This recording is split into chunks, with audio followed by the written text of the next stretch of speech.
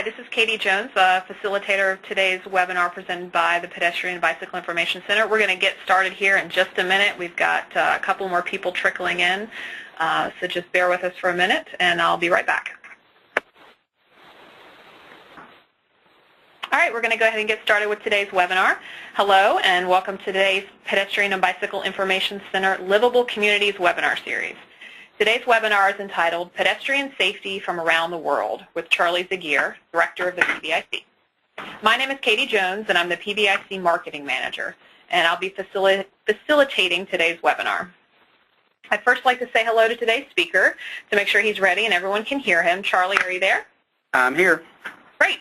Now, attendees, if you can hear me and if you can hear Charlie, click the hand in the box in the upper right-hand corner of your screen to raise your hand, just so that we can be sure that our audience can hear us. All right, great. I'm seeing hands raised. I do want to note that if you're having audio issues, sometimes we find it's better to dial into the phone line as opposed to using the voice over the internet, the mic and speakers option. So if you are having some audio technical difficulties, try dialing in the phone line. You might have a little bit more success that way. Now, before we get started, I want to go over a few administrative details and the functionality of the webinar software. If for some reason your computer or your web browser freezes during the webinar, please reload the website and just log back into the program. You'll be able to rejoin the session at any time. Please note that attendees will not be able to speak during the webinar. We do expect a large number of attendees on this call, so by muting your audio, it helps us to cut down on confusion and background noise. As an attendee, you have a control box in your upper right of your screen that collapses and expands by clicking those double arrows. Though you won't be able to speak, you will have the ability to ask questions by entering them into the question box. If you have a problem during the webinar, you may enter it here, and I'll monitor these questions and respond to you as I'm able. Questions pertaining to the presentation itself may be asked at any time in the question box, but we will not be addressing those questions until the end of the program. Charlie's going to speak for about 50, maybe 55 minutes. It's going to be about an hour-long presentation, and then we've built in some time at the end there for questions. Please feel free to ask those questions as we go along, but once again, we'll go over them after the presentation. And also, when you exit the webinar, there is a very brief survey that will pop up. We would very much appreciate your feedback on our performance, so we would appreciate at the end of the webinar if you could take a couple of minutes to fill that out. And before we get started with the program today, I wanted to give everyone a little information about what this webinar series is about. The goal of the Livable Communities webinar series is to better enable our audience to improve the quality of life in their communities by promoting safe walking and bicycling as a viable means of transportation and physical activity. The bi-monthly series was developed by the Pedestrian and Bicycle Information Center, or the PBIC, a national clearinghouse of pedestrian and bicycle-related safety information and resources. We offer information and technical assistance to diverse audiences about health and safety, engineering, advocacy, education, enforcement, access, and mobility as it relates to pedestrians and bicyclists. The PBIC and today's webinar are both made possible with funding from the U.S. Department of Transportation Federal Highway Administration. Today's session will be archived and available for download on our website at www.walkinginfo.org/webinars. We usually try to get the archive video of it up within about a week. We also transcribe all of our webinars. Those take a little bit more time to get up, hopefully within 2 to 3 weeks following the date of the webinar. And in addition to these webinars, PBIC offers 4 different in-person training courses to provide technical assistance to professionals and community members in developing pedestrian safety action plans and improving conditions for walking. These courses, you can find more information on our website at walkinginfo.org/training. So now I'm going to turn our screen over to Charlie Zaguirre for our feature presentation. Before I do that, we'd like to ask a polling question to our audience. We'd just like to gauge how many participants are at your individual site. So if you could kind of take a moment to answer that question, and I'm going to pass the controls over to Charlie. Okay, thank you, Katie. And while everybody is answering that question, hopefully you should be able to see my screen about now. Well, once I close the poll out, they will be. Okay. All right. And so as people are answering that question, I'm going to tell you a little bit about our speaker, Charlie Zaguirre. He is the director of our PBIC and also the Associate Director of Engineering and Planning at the UNC Highway Safety Research Center, which is where the PBIC is located. He has taught courses on pedestrian and roadway safety throughout the United States over the past 25 years. He has been principal investigator and primary report author on numerous federal studies and guides, including the Federal Highway Guide, How to Develop a Pedestrian Safety Action Plan, and the NCHRP report, A Guide for Reducing Collisions Involving Pedestrians, both of which can be found in our PBIC online library. I'd like to welcome Charlie and thank you for your presentation today. And again, we'll take questions at the end. And once I close our poll here, thank you, everybody. About 72% of you are sitting in your office alone, so hopefully you're not too lonely, but we got some groups of 6 or more as well, so thank you. Now, Charlie, have you accepted the ability to show your screen? Just a second. Okay. I forgot to do that. Let me go back. Oh, here it is. So, all right, did that do it? Yeah. So we can see your screen. Go ahead and start the presentation. All right, good. All right. Thanks, Charlie. Okay. All right, Katie, can you see that okay? Yep. Looks good to me. Okay. Folks, what I'd like to do today is give a similar presentation to what I gave back at the end of May, actually at a conference in Jerusalem. And it was a conference called the International Conference on Safety and Mobility of Vulnerable Road Users. So basically focused on pedestrians, bicyclists, and motorcyclists. And it was held May 30th through June 2nd. And this was really intended primarily to look at some of the problems that pedestrians face in terms of motor vehicle safety and pedestrian crashes around the world. But the first part of this, I decided to really look a little bit at pedestrians, bicyclists, and motorcyclists sort of as a group. So essentially what I made use of was a report by the World Health Organization published in 2009 called Global Status Report on Road Safety, Time for Action. And so this report really has a tremendous amount of information from pretty much every country in the world. And basically they tried to get statistics as best they could, primarily on motor vehicle fatalities. And what the study found is that worldwide, every year, I think they used 2008 data, there are about 1.2 million deaths on our highways worldwide. And in addition, about 20 to 50 million non-fatal injuries. And they also found that motor vehicle roadway crash fatalities are comparable to deaths from all communicable diseases, you know, from the bird flu and AIDS and all these other diseases that motor vehicles kill about as many people in the world as all those illnesses. Also, the study found that motor vehicle collisions are the leading cause of death in the world to people ages 15 to 29. And the third leading cause of death to people ages 5 to 44. And of those 1.2 million deaths, about half involve, pedestrians, bicyclists, and motorcyclists. Sort of the group of vulnerable road users. Okay, now speaking of children, the study also found that about 21% of all the road traffic deaths involve children. So if you take 21% of about 1.2 million, you're talking about around 250,000 children die on our highways every year in the world.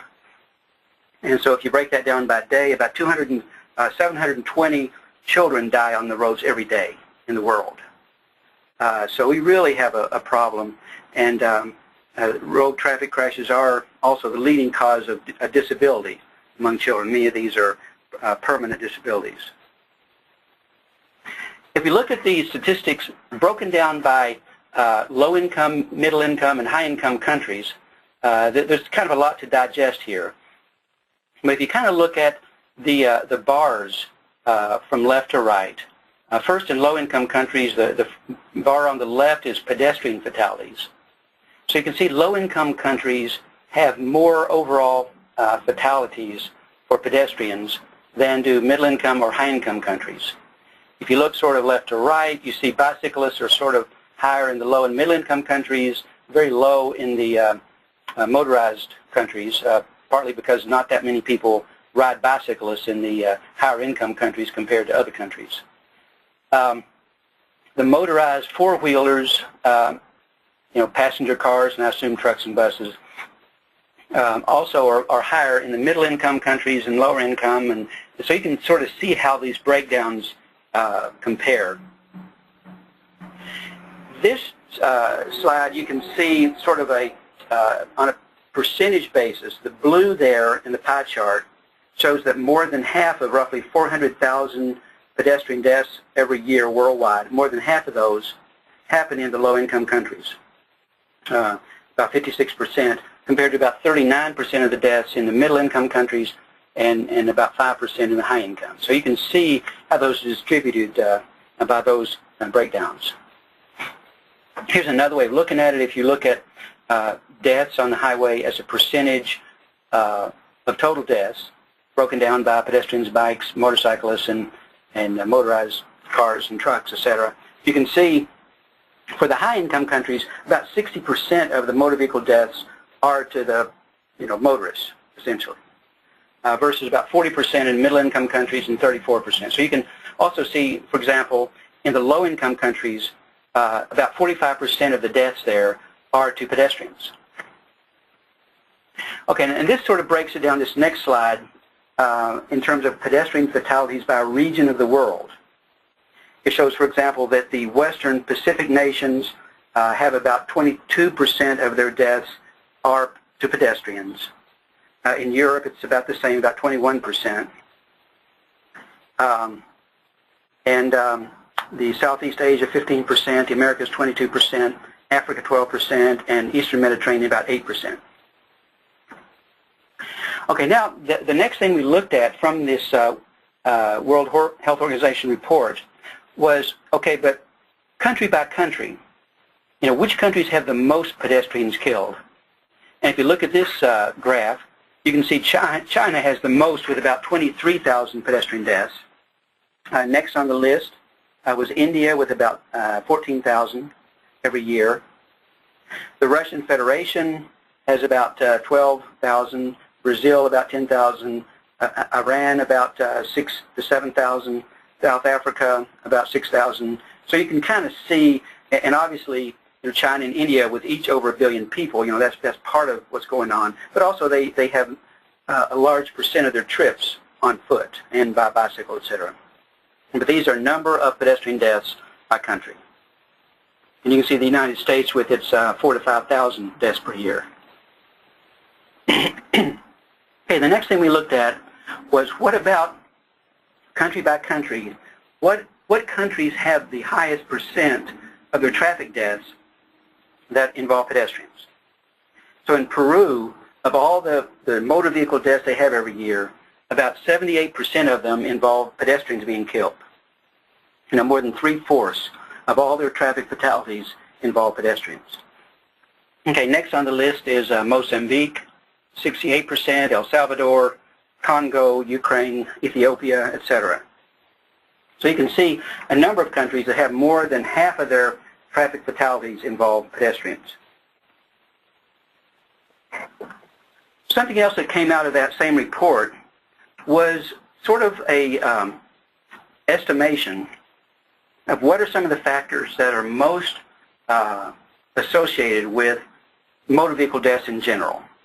And some of the ones that they mention are speed, high-speed motorists, drinking and driving, use, or I guess lack of use of motorcyclist helmets, seatbelt use or lack thereof, I assume, and the issue of the use of child restraints, which is pretty much done in the U.S., but not so much in some of the other, especially low-income countries. Okay, the next series of slides is meant to be a little bit I guess, lighthearted. It's intended to show, as many of us know, that not all motor vehicle crashes, and certainly not all crashes to pedestrians, bicyclists, and motorcyclists, can be easily solved by fixing the roadway itself.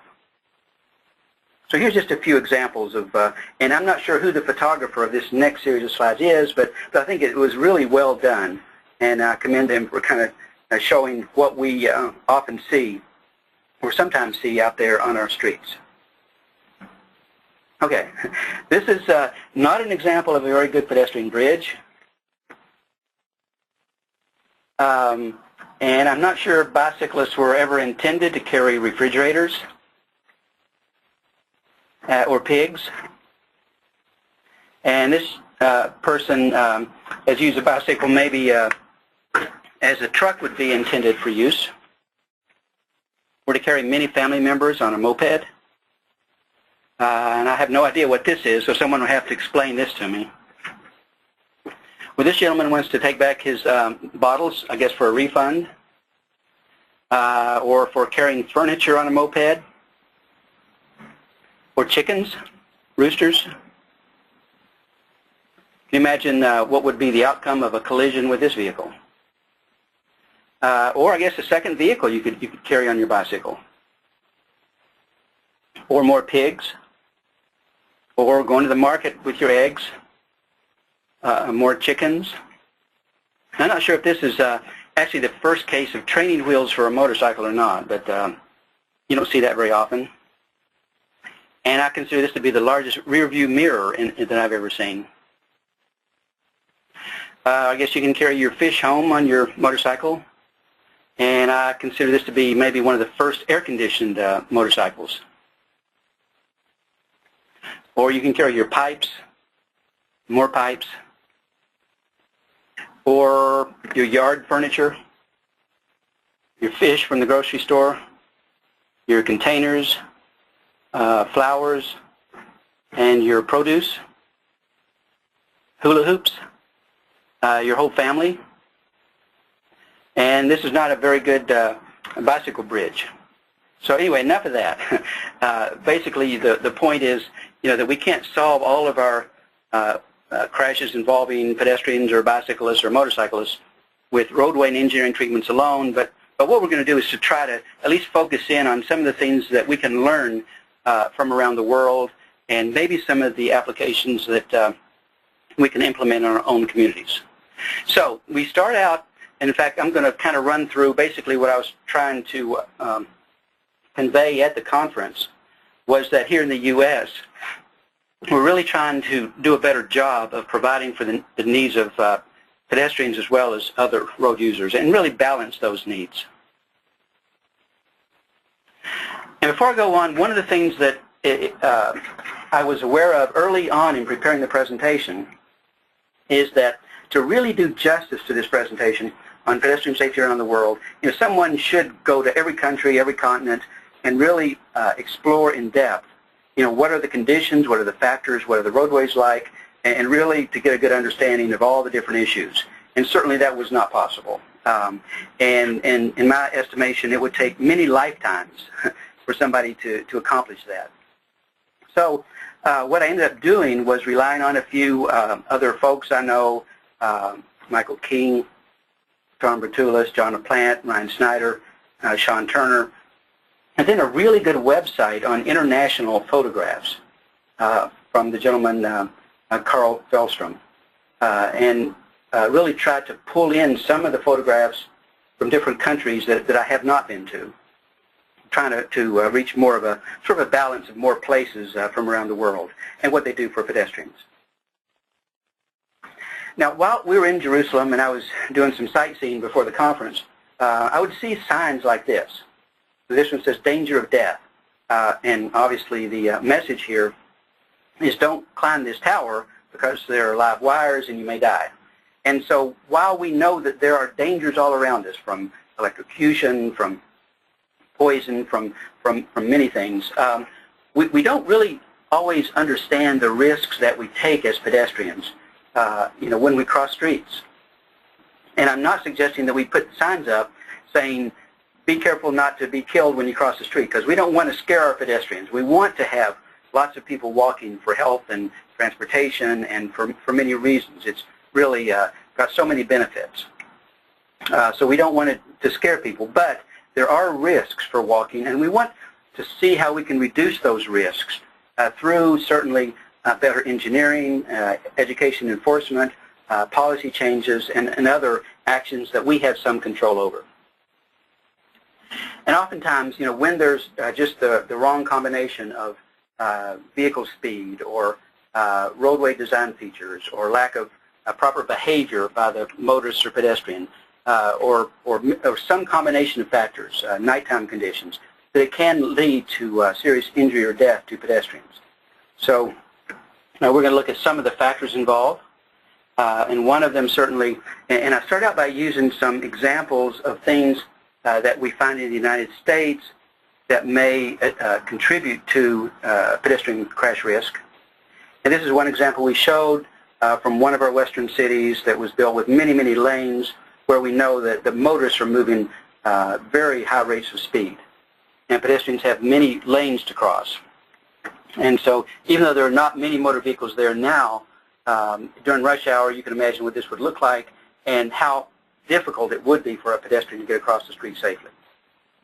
And long distances between signalized intersections. Other typical examples that we see in many U.S. cities are multi-lane roads, where pedestrians often try to cross and maybe have to wait in the middle of the street until traffic clears, until there's a gap in traffic, because often motorists don't tend to yield to pedestrians, even though they should yield by law at legal crossings.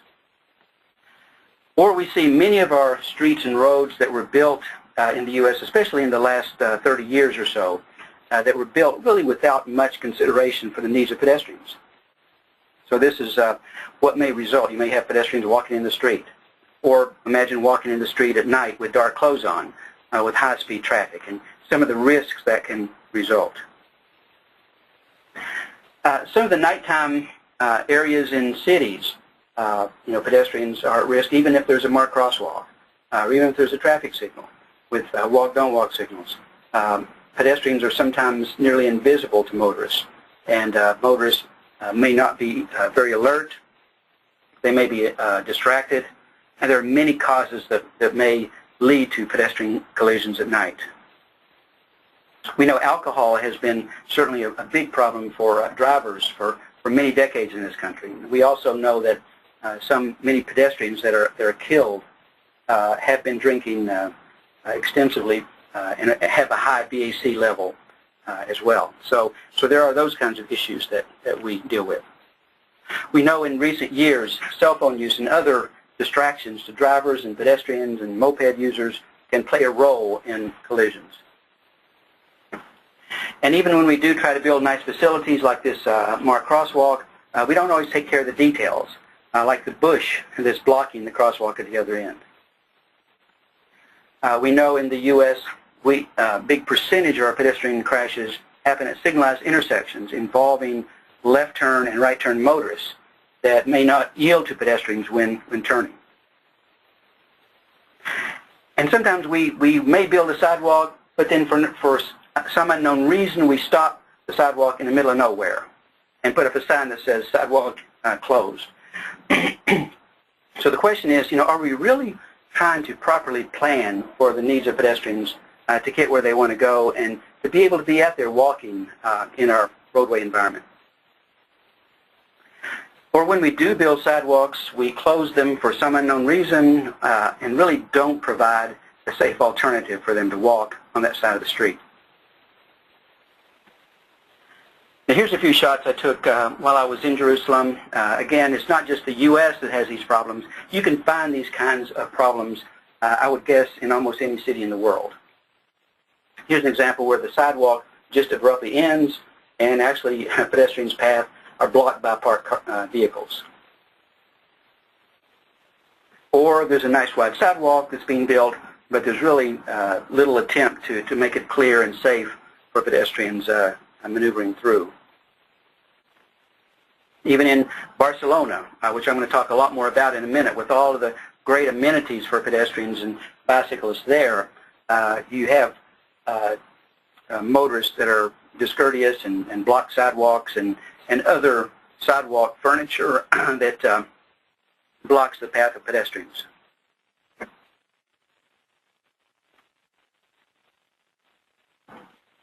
This actually, I think, was in London. I think that's mislabeled, but even there, sometimes pedestrians don't have very much room to negotiate, even where there are sidewalks.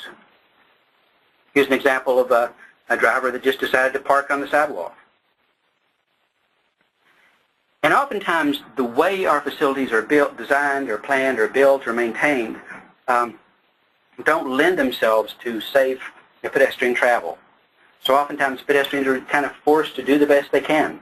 This child just decided to make a run for it just to try to get across the street safely. And now I'm going to show a few examples of some facilities around the world. The first grouping of them are some of the problems that are out there. I'm told that this particular road in Dubai, in the UAE, carries motorists at speeds of up to 200 kilometers per hour, and that it's fairly common for pedestrians to get hit and killed along this street. Here's a arterial street in Mexico City, and you can see that it's a multi-lane road. It does have a median, but pedestrians are sort of crossing in a mid-block and may not be able to avoid oncoming traffic. Here's a street in Africa, very heavily traveled in one direction, with pedestrians trying to negotiate through the stopped traffic. Here's an example of Mexico City in the downtown area with very heavy motor vehicles during, it looks like, the morning rush hour. Indonesia, that deals with a wide distribution of mode share between pedestrians, bicyclists, motorcyclists, buses, and that there's no real clearly defined space for all these different users, and that there are collisions, obviously, that you could foresee here. And in many countries that do try to provide for lots of motor vehicle movement, left turn movements and separate right turn lanes and such, this really needs to be done with pedestrian needs in mind. So even though it looks like that there are raised islands and crosswalks, this intersection could certainly be designed better to accommodate shorter pedestrian crossings. Here's an example in India with just a lot of space at the intersection, and with different road users trying to maneuver and negotiate through there. And you can see some of the risks that might occur. Or this particular street in an urban area in India, where pedestrians are literally walking, in the travel lane with their backs to traffic. There's no clear sidewalks along this route. Or here's another discourteous driver that just opens the door and blocks pedestrians' path, so pedestrians are having to walk out into the street. Even in Copenhagen, Denmark, here's a motorist decided to park on the sidewalk with the door open, so these things happen in almost any city. Indonesia, pedestrians crossing not only in the marked crosswalk, but pretty much anywhere along this corridor. And in London, even with really heavy channelization, where they try to channel pedestrians to cross to certain areas, you can see pedestrians, this pedestrian in particular, decided just to cross where he wanted to cross. So we can't always control pedestrian movement. Here's a street in Indonesia where, I guess, if you want to get across the street, you have to cross over and come up on the little wall and balance yourself until it's clear. Or this street in Beijing, China, where even though they do have a raised orange barrier, it seems like that there's no motorists that are stopping to yield to that pedestrian trying to cross in the crosswalk. So we really do depend on behavior by motorists as well as road design and certainly pedestrian behavior to have a safe environment. Or this crossing in Seoul, South Korea, where we have kind of a situation with rocks where pedestrians are supposed to balance themselves going, and I'll show you a little more overview of this, for pedestrians trying to cross from one path to another. You can see where there may be some issues with this for maybe especially young children or seniors or people in wheelchairs. I don't think this would pass our U.S. ADA guidelines. Now, certainly we want to create a safe environment for all pedestrians with all abilities, ages, characteristics, and so certainly having a nice network of well-designed, well-planned sidewalks and walkways is the first step in doing that. And then getting pedestrians safely across the street is the next goal that we really need to pay attention to, and certainly most pedestrian crashes happen when crossing the street, obviously. The principle 1 here says pedestrians want and need to cross the street safely. And as you can see here, these pedestrians look terrified, and maybe they have good reason to be. But pedestrians shouldn't be terrified to cross the street. And so we should really design streets and enforce motorist behavior so that that's not the case. Second principle is pedestrians will cross where it's most convenient for them. We can't always expect pedestrians to cross long distances to go to a traffic signal. And even if they do, crossing at a signal isn't always a guarantee of safe crossing either. But there are issues with turning vehicles, with vehicles running red lights, with vehicles turning right on red or right on green. So there are certainly issues at signals as well. We just need to keep some of these principles in mind. We know that it's also important for drivers and pedestrians to understand each other's intent. If a pedestrian is expecting a motorist to yield in a marked crosswalk, and a motorist is expecting a pedestrian to wait for them, then you can see where a collision could occur. We know about speed and how it affects crash risk. We know here this is a plot of the stopping distance at different speeds. It includes a combination of how the distance that it takes a motorist to react from the time they see a pedestrian ahead until the time they get their foot on the brake. And that's reaction time and distance. So even if you assume a second and a half or so, and then you add to it the braking distance, you can see how this stopping distance dramatically increases at higher speeds. So one of our goals should be to design our streets or enforce the laws to keep vehicle speeds at a reasonable level. And then if there is a collision, we know that speed kills. We know speed matters. And based on some of the research from Europe, it showed that if a pedestrian is hit by a motorist going 40 miles an hour, then there's about an 85% chance that that pedestrian will die. If we can get the speeds down 10 miles an hour, down to 30 miles an hour on that street, and a vehicle hits a pedestrian, well, at least the pedestrian has a 50-50 chance, about 45% chance of death. If we can get the speed down further to 20, the chance of a pedestrian dying is down to 15%. So really these are goals that we strive for. And we also know that good street design that makes use of these principles really helps reduce pedestrian crash risk. So pedestrians shouldn't have to run across the street. They shouldn't have to run for their lives. And so what can we do to help counter that? And what are other countries doing around the world as well as in the U.S.? So in summary, some of the principles are, keep it simple, shorten crossing distances, certainly make the crossings more visible, and provide proper traffic control, and do whatever we can with street design, in particular to slow down vehicle speeds. We also know that enforcement is important, education is important, that all these ingredients have to be used in combination in order to create a reasonably safe pedestrian environment. The other option, which we don't recommend, is what this gentleman said. He says, I never know where I'm going to cross the street, so I keep this sign with me. So we don't want to have our pedestrians having to carry around signs like this. All right, let's just jump around the world a little bit and look at a few cities and some of the things they're doing for pedestrians. Barcelona, Spain was one of my favorite cities of all time that I visited, and just a beautiful city. The architecture is amazing. The art is well known. The pedestrian malls are very well designed and carry huge numbers of pedestrians, and people really enjoy walking in the downtown areas in these malls. You can also see well-planned, well-designed walkways and paths for pedestrians and bicyclists. And here's an example of one of the asphalt paths, very pleasant, with street trees and proper width.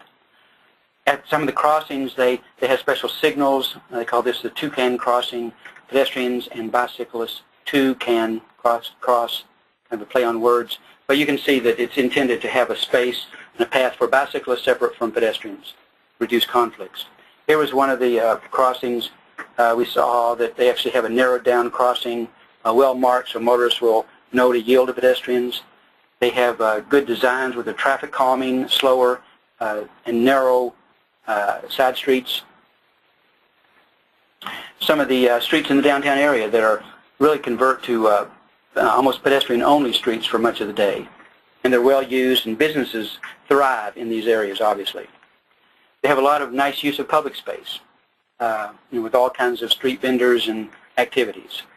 A very efficient bus system to supplement walking and bicycling. Some of the public spaces is in one of the boulevards, very wide medians, and this particular road, when we took a bus tour, they have playgrounds that they put right in the median of the road itself. So you have traffic moving on each side, but yet this public space is actually used for children to play with parent supervision. And the guide signing is not just geared toward motorists, but also gives pedestrians information on where they can go to get to different attractions and even distances on those attractions sometimes. Nice wide pedestrian street crossings with well-timed pedestrian signals, a nice efficient train system that I used to ride to get into meetings, the bicycle share program where you can rent your bicycle for the day and for a fairly small amount of money, and the marketplace that attracts many people in the downtown area. So Barcelona has a little of many of the different elements that are very beneficial for pedestrian activity and safety. Beijing, China, in many ways, is a fairly modern city. Here's an arterial street that carries lots of traffic, and I'm sure they did a lot of roadway and pedestrian improvements before the Olympics a few years ago. Here's a crossing in Beijing where they actually give pedestrians a choice. They can either use this overpass to walk up the stairs or go up the ramp and cross one of the roadway legs, or they can push a button you can see right in front of you that would stop traffic on a red light and allow them to cross the street level. Here's some public space, pedestrian mall in downtown Beijing. Another example of some really nice, attractive space for pedestrians. Looks like retractable bollards that can be used for pedestrians some part of the day and allow motor vehicles for other times. And yet, still, the city does rely to some extent on bicycle use. Sydney, Australia. Australia is really well known, for those of you in highway safety, for different roadway measures to slow down vehicles, nice public spaces, traffic calming, photo enforcement, and just a few examples of some of the measures there. There's a little pedestrian street in downtown Sydney, a nice raised pedestrian crossing that helps get speeds down at locations where pedestrians cross. And this crossing also has a narrowing too, a curb extension combined with a speed table that's well marked, and so the speeds across this crossing would be relatively low. The traffic calming in some of the local residential streets, and even good lighting to attract people to certain areas down by the waterfront at night.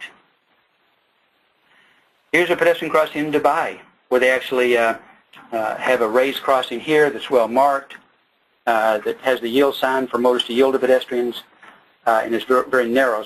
So that's a well-designed pedestrian crossing. Going over to Cairo, you have just a wide variety of streets and different users on some of the streets. For those of you that have been there, I have not been to Egypt. Hope to go someday. But with their underground system, their walkways, sidewalks.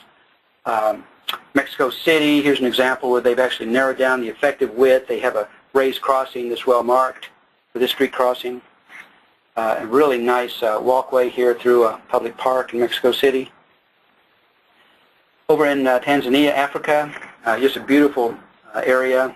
Never been to Africa, but another place I'd like to go. But again, I've gotten some photographs here, and some of the same principles, the wide median islands.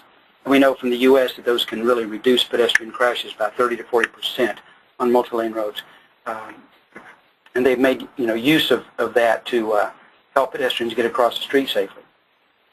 I'm told that this is one of the most beautiful bus stops in the world. right there on the coast. So they make use of public transit and the walkways along the waterfront. In Bogotá, Colombia, for those of you that have been there, that's well known for many, many good designs, policies, practices for promoting safe walking, good bus systems. You can see a nice public area here, good bus system, and still the bollards that protect pedestrians from vehicles that may be out of control. You can see speeds would be fairly low on the street and people walking to the bus stops. Well-designed sidewalks that are level with narrow driveway openings. You can see the overpasses across the arterial streets, the police, the enforcement on horseback. Going over to Indonesia with the different kinds of vehicles that they encounter there. And so how do you design a street system that safely accommodates all the different types of road users? And we did show a couple examples of this earlier. And here they do actually have, though, a separated sidewalk with railings to help protect pedestrians from other motorized users. Here's another example where they actually have bus systems and how they try to channel pedestrians to get to the bus and to keep the bus lanes separate from the other motor vehicle lanes and the different vehicle types that they need to design for and provide for. Another example where they have different ways of getting the bus passengers safely to the bus stops. Okay, going over to Japan now, and what we're going to show here is an example of some of the features that help pedestrians and motorists coexist. Here's a roadway where they actually limited it, narrowed it down to one lane of motor vehicle travel, and they do have an area on each side for pedestrian travel in a fairly commercial district. Wide pedestrian crossings at this location, signalized crossing. You see a sort of a pedestrian bicycle mall area, again with a lot of commercial development. Wide pedestrian crossings, again in downtown Osaka. In India, again we're talking about a little bit different mix of users in some cases. Bicyclists, motorists, motorcyclists, motor vehicles, pedestrians. And you can see that they have a lot of different kinds of streets to accommodate than we would in the U.S. The marketplace here and trying to design and accommodate all the users along with the bus transit users. You can see the carts and the bicyclists and the pedestrians all need to interact and mix with the motor vehicles and the animals. Seoul, South Korea, very pedestrian-oriented streets. You can see many of them well-designed, very attractive, bring a lot of business to the downtown areas. Again, having nice connections to buses and well-designed bus stops. This is what we call a scramble or Barnes dance intersection crossing where traffic is stopped in all directions for a part of the signal cycle to allow pedestrians to cross any direction as well as diagonally. And they use some of that. We use some of that here in the U.S. And they actually have separated out the crosswalk markings for people going away from where we're looking versus coming the other direction to reduce the amount of conflict between pedestrians. Here you can see where they've created, again, a very narrow lane for motorists to use and separate areas for pedestrians, separating the pedestrian and motorist paths with bollards. And I've actually been seeing more of these raised bollards. Certainly there are objects that can be struck and cause injury to the motorist, but there are some situations where we see these kinds of raised barriers that agencies have used to separate motorists from pedestrian travel. Here's an example of a pedestrian mall in Brazil. Now just a few photos from Jerusalem since we were there and got to see a variety of conditions. And I guess really the next few slides are going to be more in the old city, and these are mostly pedestrian streets. We're connecting the old city with some of the new city streets with some of the pedestrian signals and crossings and roundabouts. They have many good pedestrian areas, sidewalk cafes, and areas like this. Here you can see where they didn't have, they wanted to separate the pedestrian and motorist traffic, and they did use bollards on many of their streets like this. The marketplace in the new city, which was really wonderful just to walk through and buy things. Some of the side streets in Jerusalem were much like we've seen in some earlier slides. They're built to be narrow with very low speeds and to help promote safe travel on foot. This was a crossing to one of the modern roundabouts, fairly good roundabout design that we saw in many cases. One of the arterial streets near the old city here is they have curb extensions. You can see the foliage, the bushes and shrubs that were built as curb extension into the street to really narrow down the effective street width. It also created kind of pockets of areas like these benches where this gentleman was sitting reading his Sunday paper right there in the street environment. You know, we want to have nice, livable, walkable streets where people feel safe and want to be able to enjoy the outdoors. Now in New Zealand, we were in Christchurch in Wellington for about a week, and they really did a good job, this is in Christchurch, of designing their sidewalks and walkways for pedestrian travel. Here's another example of a scramble or barn stand signal where they give pedestrians a part of the cycle, every cycle, to cross any direction they want. Now it does increase pedestrian motorist delay to some extent, but we found in our research that it can reduce pedestrian crashes by about 50%, where it's certainly appropriate. We have very heavy pedestrian crossing traffic in a downtown area with moderate to low motor vehicle traffic. But this can be a solution in some situations. The trolleys that they had in Christchurch to allow people to just leave their cars at home and walk or take a bike, take the trolley. In fact, you can see the stroller on the front of that trolley where someone has a child. And they even pay attention to some of the detail to make sure that their crossings at railroad grade crossings with pedestrian paths have some of the amenities to warn pedestrians to watch for trains. And they have these features where a pedestrian just has to stand on the tile, and so there's a pressure-sensitive mat that will alert the signal to stop traffic for pedestrians that are waiting to cross the street, whether they push the push button or not. And here's another crossing. I think this is Wellington, where they have a raised crossing. It's well marked. It's elevated. You can see the tactile warning features. There are signs warning motorists of the pedestrian crossing.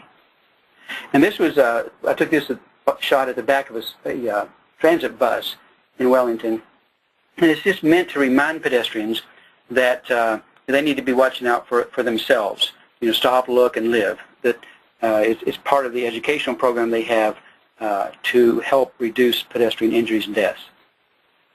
Now we're over in Ireland, a beautiful country of Ireland. And what we saw, there are many streets that were very narrow, the two-lane streets, angle parking.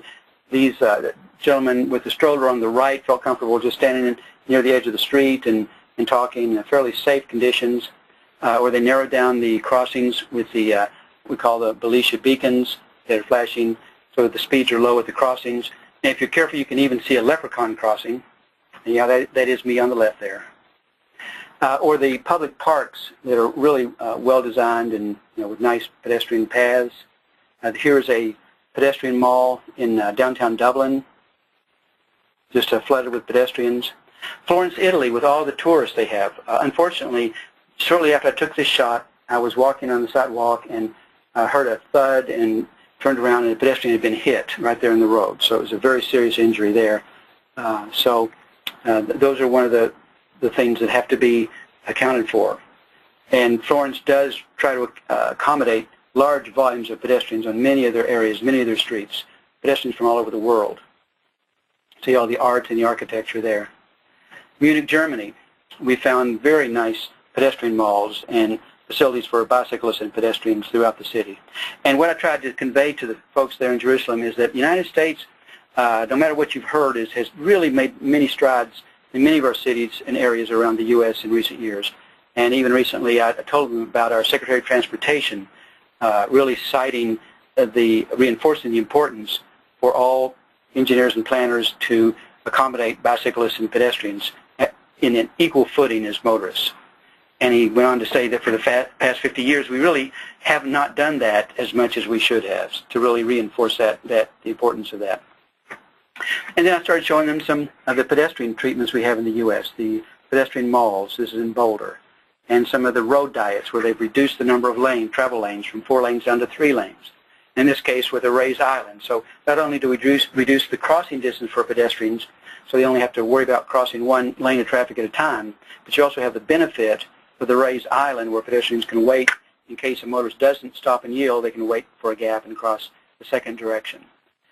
We talk about how we retrofit some of our intersections to reduce crossing distance, to tighten up the turning radii, so motorists have to slow down when making the right turn. How this can increase the sight distance between oncoming motorists and pedestrians crossing the street. We talked about how raised median islands are being implemented in states like North Carolina, for example, and how we know that they can reduce pedestrian crashes significantly on many of our multi-lane roads. About countdown signals that most of the European countries or other countries don't use yet, but yet some of the research in the U.S. and San Francisco shows you can reduce pedestrian crashes by as much as 20 or 25% by converting the traditional pedestrian signals to countdown signals. In fact, they're experimenting with them, I think, in Germany now with countdowns. Or pedestrian overpasses and underpasses, which are really considered a last resort because they're so expensive, but in some cases they're really the only solution that you can use to help pedestrians get across the street. I didn't go much into Safe Routes to School programs. I talked to them about more than the $600 million that we were spending in the U.S. on Safe Routes to School programs, and many improvements that are coming as a result of that. However, that's still only going to cover a small percentage of the schools we have in the U.S., so much more is needed. And of all the cities I would select in the U.S. to kind of highlight, I didn't choose Seattle or Portland or Santa Barbara or Boulder or some of the other cities that often come to mind as really being well-designed, well-planned cities for pedestrians. But I decided to use New York because so much good has gone in New York to provide for livability and pedestrian and bicycle traffic in the last few years that I see this as sort of a city that many of our U.S. cities can model themselves. No other city, of course, is a New York in terms of population or other aspects, but I think some of the dramatic improvements they've made for pedestrian travel in the last few years is something we really need to take note of. This is one of the areas that they've really converted many travel areas previously with travel lanes to areas for people to sit in sidewalk cafes and for people to take over as pedestrians and bicyclists. The Brooklyn Bridge, which now you can cross by foot or on bike. We crossed over that a few times. Fairly nice facility. Or in Times Square area, many of the streets now are converted to walking streets. The Hudson River Greenway, it's a very nice facility. We rode for several hours along the Hudson River in some the back streets in New York, Manhattan, and how this really been converted to accommodate people on foot, on bike, even on rollerblades. Or Washington Square Park, which is really a wonderful area for pedestrians, and it was always crowded, during the daytime. People eating their lunch there, or taking a walk there, or even bands playing there in the evenings. So anyway, I really tried to say that the U.S. is making great strides in providing for pedestrians. San Jose, Costa Rica. Here's an example of a pedestrian mall. Buenos Aires, Argentina. Very many good pedestrian areas, not only wide street crossings, but also areas for pedestrians, pedestrian malls, and pedestrian spaces. Santiago, Chile. You can see here an example where they've really thought about the features of the trees for shading, the wide sidewalks, the planters. You can see the bus stop on the left. They really tried to correctly deal with many of the features to accommodate safe and attractive pedestrian environment. Thailand, you can see some of the features there.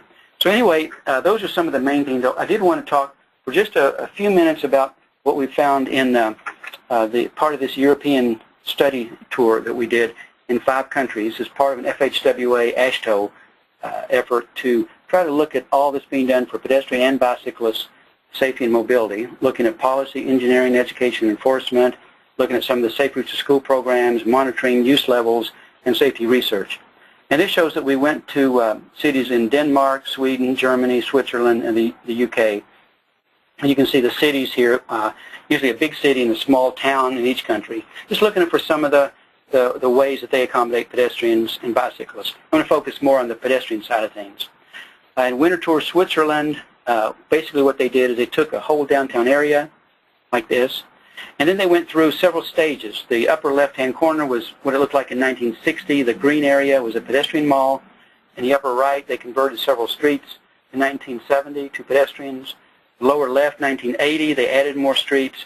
In the year 2000, you can see much of the downtown area is closed off to motorists most of the day. It's only for pedestrian travel. So you can see when we were there, it was really an open marketplace, very attractive, very nice just to walk along, and you could buy things and meet your neighbors and whatever. Another example from Copenhagen, this is what this street looked like in 1960, and they closed the street off during one of the holidays, and it was so attractive and people liked it so much they just kept it closed to motor vehicles and opened it up to pedestrians. And this is what it looked like in year 2000. In Bern, Switzerland, in the 60s and 70s, they used to allow motor vehicles to park right there in front of the government building. And yet, a few years later, in 2009, this is what it looks like. They really opened it up to public space. They have markets and other public events in this all year round. They have a few other examples from Bern. The pedestrian over, well, this is a bridge leading into the downtown area over a river. You can see the tram in the background. The pedestrian crossings are well designed, well planned, well maintained. You can see the good marking, the median island. This is what they call the convex mirrors, or the Trixie mirrors, named after a girl, Trixie, who was hit on a bicyclist from a right-turning truck. And when they started putting these mirrors at intersections, then someone in a truck or even a car can look at these mirrors and they can see everything going on to the right side of their vehicle and be less likely to strike a pedestrian or bicyclist when they're making a right turn. Very good tram system, public transit throughout Bern and many areas of Switzerland. Well-designed roundabouts, narrow streets with traffic calming, a 30-kilometer-per-hour zone. Here's one of the few shared streets that we did see. They did say that you have to be very careful before you allow pedestrians and motorists and bicyclists to share the same road. You have to make sure you have all the right accommodations. Speeds have to be very low for all users, and it requires you to see and be seen for everyone there. And it's only for special situations. Here's another example of one of those streets. They use automated enforcement fairly extensively throughout Switzerland and some of the other countries we visited. Here's one of the sidewalk cafes outside one of the restaurants where a lot of the public space is turned over to uses like this. And in England now, over there, we did see a lot more devices, signs and markings and barriers to try to channel pedestrians. You can see here's one of the pedestrian crossings with the wide median island, the Belisha beacon, and the high visibility marking. The zigzag on the approach means don't even think about parking there. They don't want to block sight distance. The pedestrian push buttons, they wait and cross with care. This is actually, they call it the subway, the underpass down that you can cross below a street. Here's what it looks like down below. And many pedestrian crossings, well-marked, narrow crossings, narrow design side streets for low speeds and in pedestrian areas, trying to accommodate many of the large buses with pedestrian and bicycle travel. And basically the safety in numbers issue we could talk a lot about, but essentially they do say that having more pedestrians and bicyclists help increase drivers' awareness. Of course, we also noticed that many of these countries had better education enforcement, better facilities. So you really need to have the facilities and the other elements as well as more volume. You want all of those for the system to work efficiently. You want more pedestrians and bicyclists, and you want well-designed streets and enforcement and education. Essentially, we saw some innovative treatments like the puffin signal crossings here, so pedestrians don't have to push a button, that the detector senses them and changes traffic to a red light and to a walk signal for pedestrians. Also, the near side pedestrian signal heads is kind of experimental. that they use in some of the countries. So pedestrians don't have to have their eyes fixed on the far side of the intersection. Crossing islands were common, direct connections to transit, raised crosswalks we talked about. They have many areas of lower street design. They call them home zones or streets for living, essentially, where they have cobblestone, narrow streets. They're well signed for low speeds, and pedestrians can use them along with low-speed motorists. Widespread use of photo enforcement is something we saw throughout some of the European countries, much more so than we have in the U.S. And quite a bit more traffic safety education. It's not just something that's an afterthought that a few of the schools might do if they think about it, but the upper right-hand corner is what they call a traffic garden, where they actually, in Winterthur, Switzerland, they actually train all their children to be safe pedestrians and bicyclists on kind of a miniature street where they ride their bikes through it, they walk as pedestrians. It has real signals, it has crosswalks, benches, trees, and so pedestrians and bicyclists get to learn traffic safety rules of the road safely by actually doing it, not just reading it from a book. And they have very comprehensive programs where they involve parents in countries like England on child pedestrian and bike safety education. They have very strong programs to encourage more people to walk and bike. And they set up goals for manufacturers and for companies to meet those goals. Governmental agencies have marketing campaigns to try to encourage more people to walk and bike and leave their cars at home. They have very good integration of pedestrians and bicyclists with public transportation, public transport rather, buses and trains. They do a good job of trying to monitor their usage rates in cities and towns, and then they kind of showcase what those usage rates are on foot or by bike. And one of the things that the report shows, and we have this report on our website, Katie, you can probably give them the link, but essentially is many of these countries that we studied, it wasn't just a random array of policies and practices. Instead, it was really a deliberate combination of things that they had put together to help balance pedestrian and bicycle needs along with motor vehicles. That includes, urban and land use policies. They have political support from the top levels. They have increased costs for operating motor vehicles, like high gas prices. They have parking policies that are very beneficial to pedestrian and bicycle use. They have a lot more enforcement. In some cases, their street hierarchy is set up to really give priority on some streets to pedestrians and bicyclists. And they do try to do a better job of integrating bicycle and pedestrian needs on public transport. They have good connections, so for walking and bicycling to get where you want to go without having to go on all the surface streets. They have better education programs and pay a lot more attention to some of the street design detail than some of our cities and states.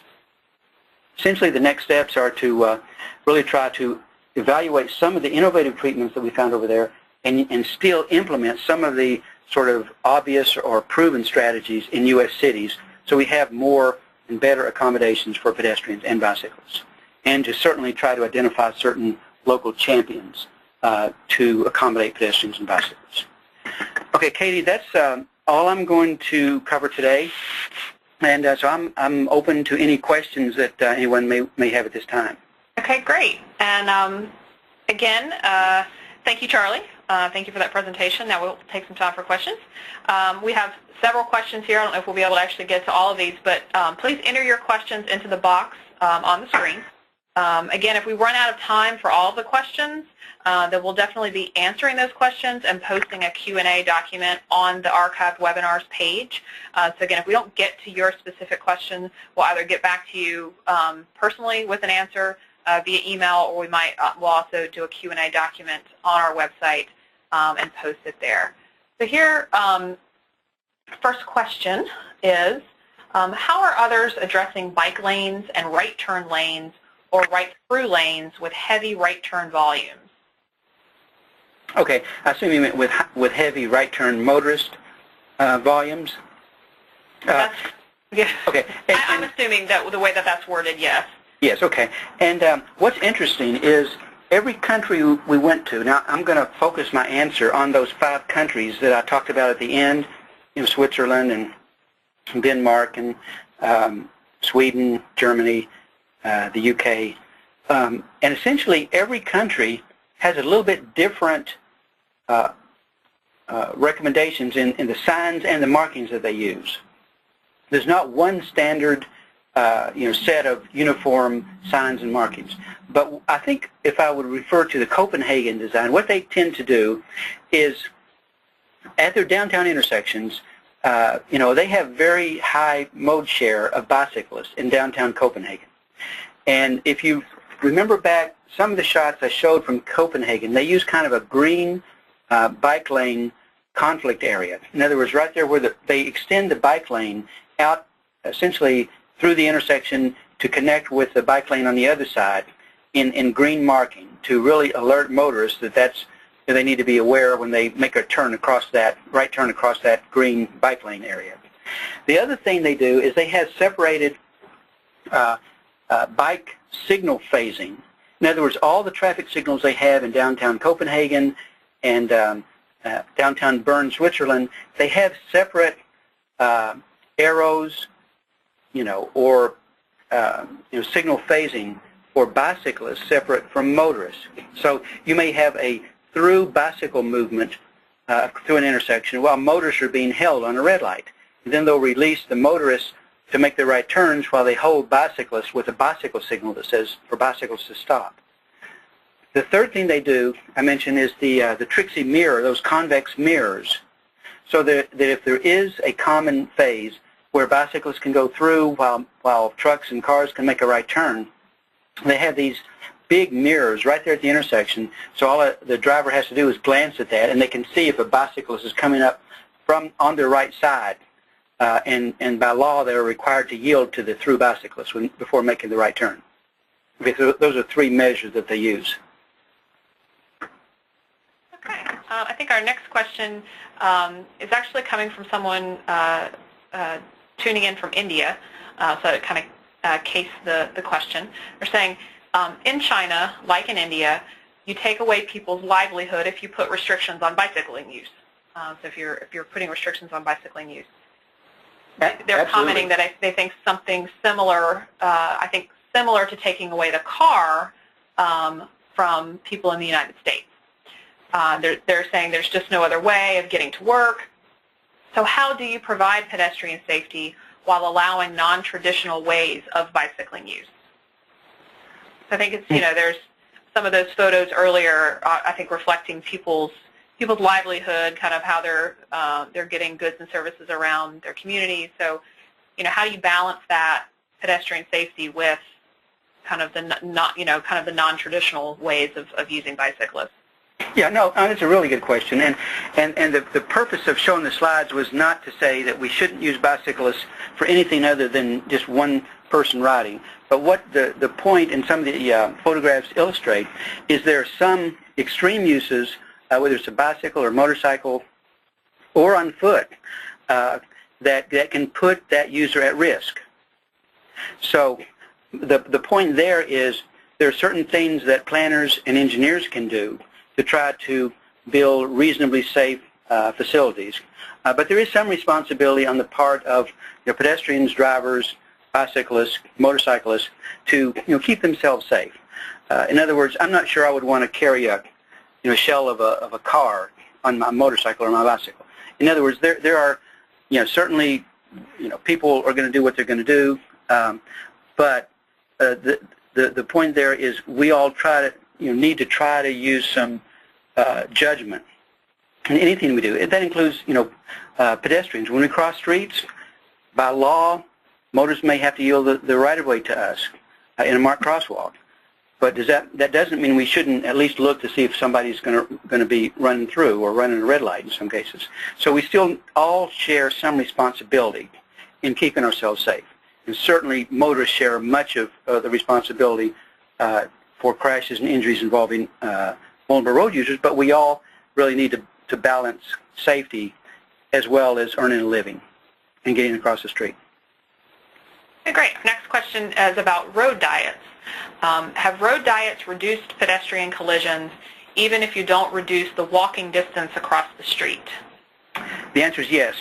Our organization here, Highway Safety Research Center at the University of North Carolina, finished a study a couple of years ago where we really looked at about a dozen corridors where they converted 4-lane undivided roads to 3-lane roads. And these were primarily roadway sections from Washington State, California, and Iowa. And in all cases, the roadway wasn't changed from, the right-of-way from the curb line to the curb line. All that was done was that when the road was resurfaced, they restriped it for 3 lanes. In some cases, they may have added a median island or added a bike lane. But essentially, the right-of-way line was the same. And overall, there was a 29% reduction in total motor vehicle crashes on these roads after they had been converted from 4-lane down to 3-lane.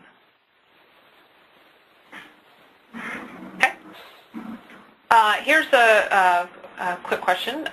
Where in the United States do we have the pedestrian scrambles? Okay, so that's a good question. These are not common in most cities. The cities that I have seen the most of them, they have downtown Denver, Colorado, had probably 60 of them the last I checked. We saw a few in San Francisco, a few, very few, but a few in Seattle. I think, downtown Honolulu has a few. There are a few scattered around the Northeast, up in New England. But there are some issues. We have one in Chapel Hill, but essentially they're mainly practical where you have more than 1,000 pedestrians per day, combined with fairly moderate to low motor vehicle flow. It can be made to work okay, but it can increase pedestrian motorist delay. So you just have to be careful, when and where you use it. It's not that popular of a signal timing scheme in the U.S. Anymore. But we did see some of them, for example, in New Zealand and a few other countries. And I think somebody's asking, there's a few people that have commented since you've been answering that New York City, and I apologize if you already mentioned these, but New York City, San Diego, New Haven, New Orleans, Boston. So these are just a couple of others that some of our participants are kind of commenting on. And then another person, as you're responding to that, asked, are we talking about the barn dance? Is that that's the same terminology as a ped scramble? Yes. Okay. Yeah, right. And I knew about some of them in New England, but let me just mention that there are other timing schemes that may also be even more appropriate at certain intersections. There's, I think, some evidence that the leading pedestrian interval might certainly have some benefit to pedestrians, where you release pedestrians to cross the street before you release motorists, to give pedestrians kind of a head start to cross the street. Now, it doesn't have that fully protected interval like the barn stance or the scramble does, but that's another timing scheme that might be considered as certain signalized intersections. Great. Another question. It's kind of a long one. In most of the developing nations where the roads are serving many modes, to reduce mid-block crossings in CBDs, overpasses and underpasses have been constructed. Both of them have proved to be a poor answer for the problem because people don't want to use them because of their general kind of unfriendly nature, this person's particular circumstances. So do you have any suggestions in those kinds of circumstances where right-of-way is difficult to obtain for wide sidewalks? Right. Like overpasses and underpasses aren't an option. People don't want to use them, but they don't have the right-of-way for sidewalks.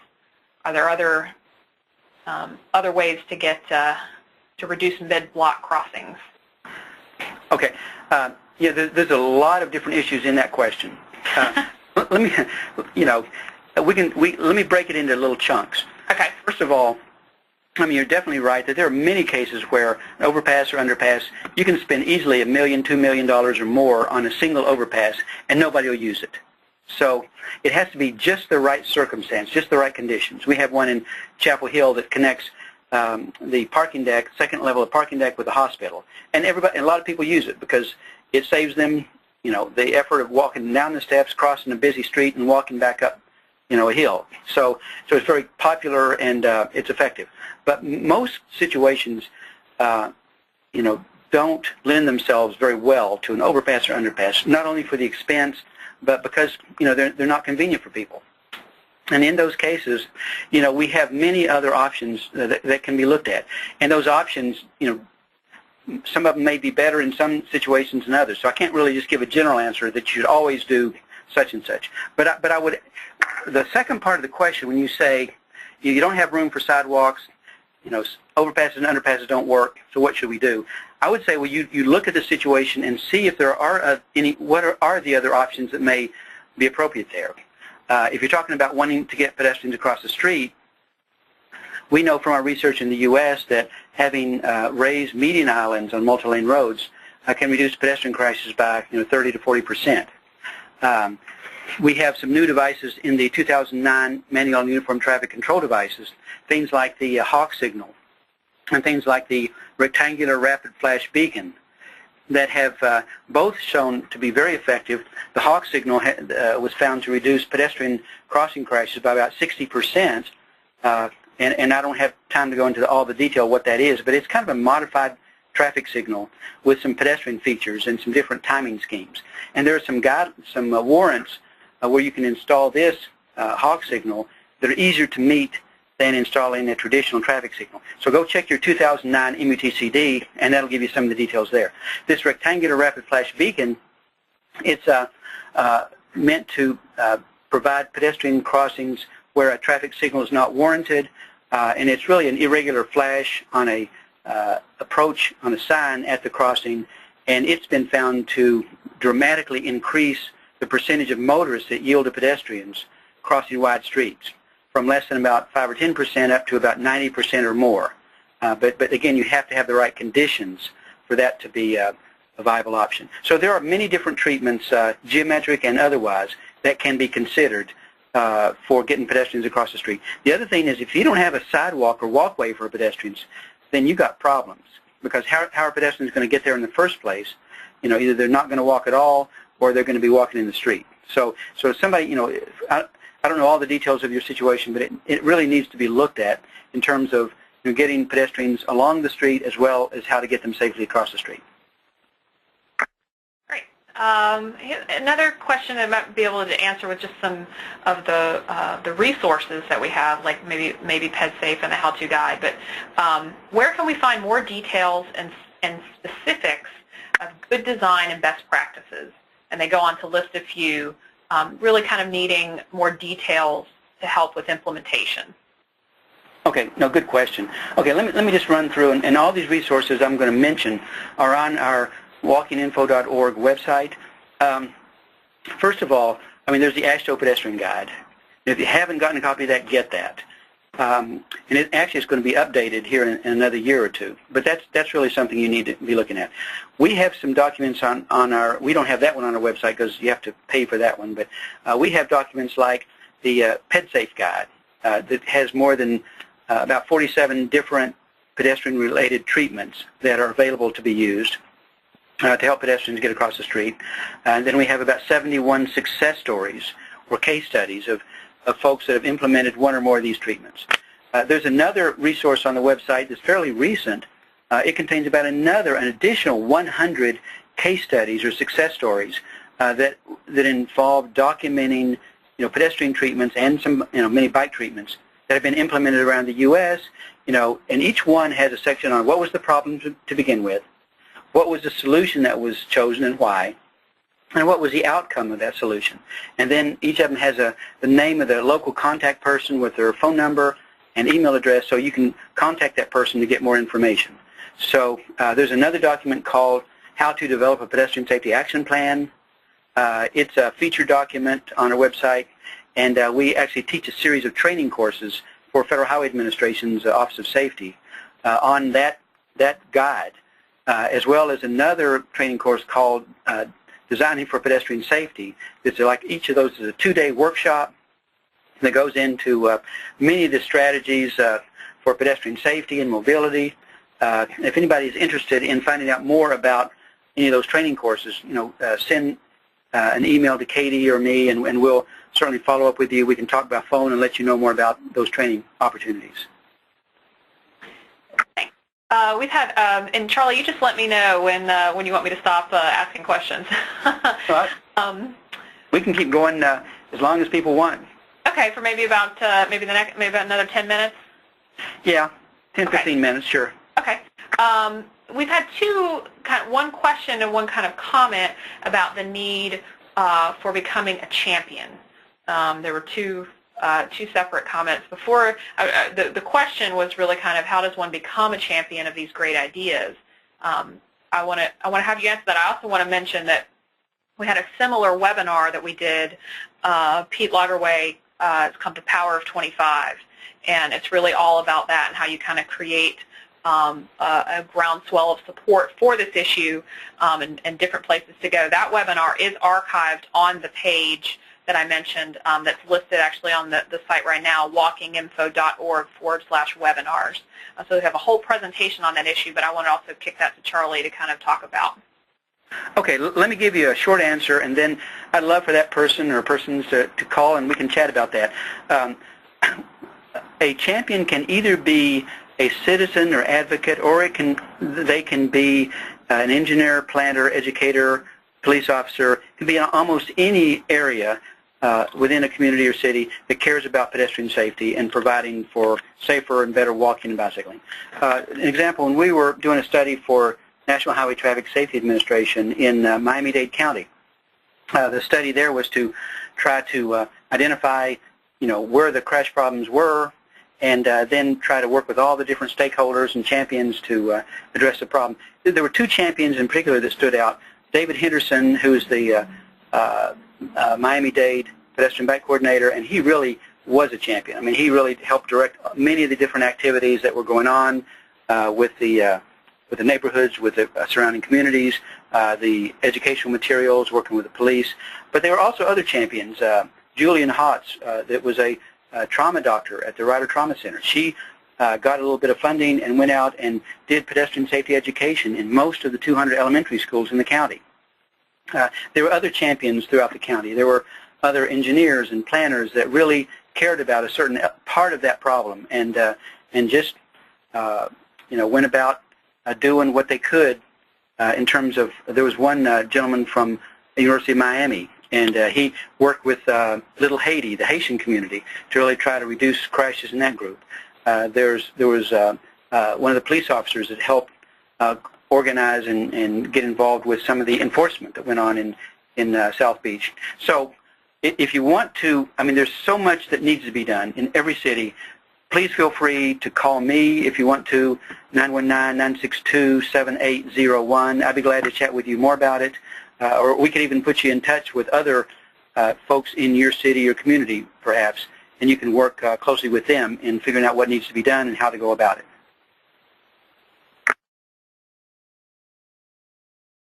Okay, Katie, any more questions? Yes, I'm sorry. What are the recommended sidewalk widths for residential, commercial, and downtown areas? Okay, that's a good question.